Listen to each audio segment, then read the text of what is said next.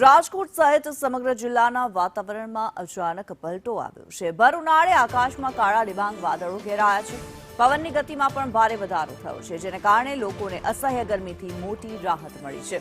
હવામાન વિભાગના જણાવ્યા અનુસાર જિલ્લામાં આગામી સમયમાં પ્રી મોન્સૂન એક્ટિવિટી સક્રિય જોવા મળી શકે છે। વાતાવરણમાં આવેલા અચાનક બદલાવને પગલે રાજકોટના ગ્રામ્ય વિસ્તારોમાં આગામી કલાકોમાં છૂટાછવાયા વરસાદી ઝાપટા પડવાની પ્રબળ સંભાવના સેવાઈ રહી છે।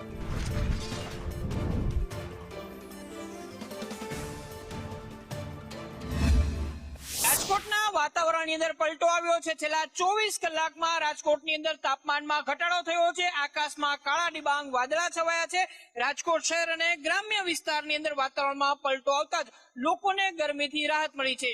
છેલ્લા 45 દિવસથી રાજકોટ શહેર અને આસપાસના વિસ્તારમાં તાપમાનનો પારો 45 ડિગ્રીને પાર હતો અને જેના કારણે ભીષણ ગરમીથી રાજકોટ સહિત સૌરાષ્ટ્રવાસીઓ અકળાઈ ગયા હતા।